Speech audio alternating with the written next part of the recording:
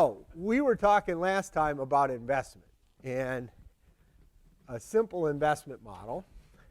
And I think we had gotten far enough to describe the two markets and the basic equations involved, right? So we thought about this four-equation view of the world. We had the rental market,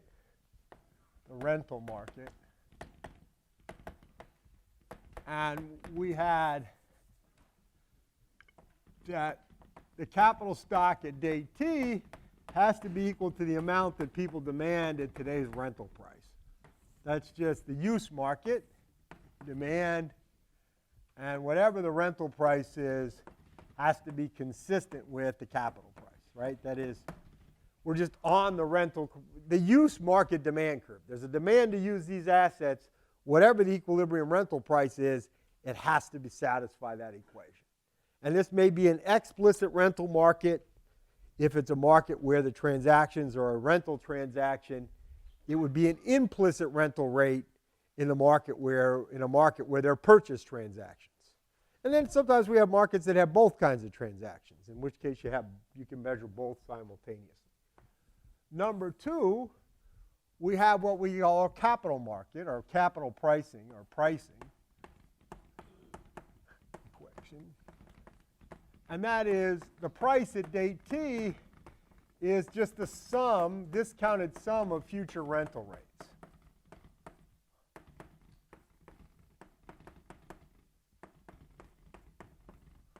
And I'm sorry, my writing is going to be a little worse than normal. I have a bad finger.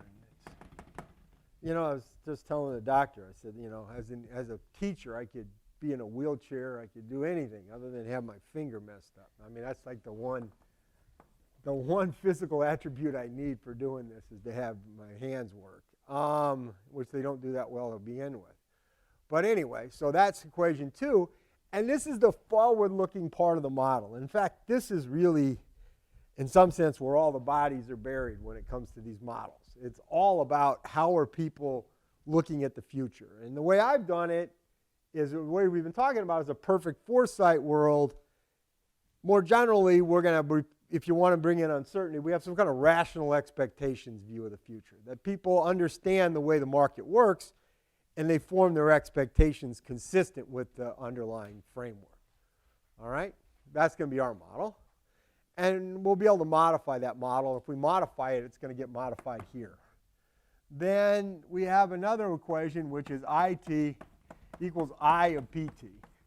And as I said before, we can complicate this model and have more complicated investment models. But for our purposes, this is good enough. This is just the simplest possible supply model. It just says there's some kind of supply of investment curve, and whatever you give them as a price, that's how many of these guys will build, right? So it's how many houses they'll build as a function of the price of housing. It's how many cars they'll make as a function of the price of cars, whatever it is. It's just a straight, simple supply function for new investment. And number four is just the stock flow equation, KT equals 1 minus delta KT minus 1 plus IT. So those are our four equations. And really, this captures the essence of investment, right? In any investment model, the stock is the backward-looking component. The past matters for today because it influences how much capital we have already. The future matters because it determines the capital price, which determines how much investment we're going to do today. Demand matters because demand interacts with the stock to determine the current rental or use value. Okay, that's the picture. All right, any questions?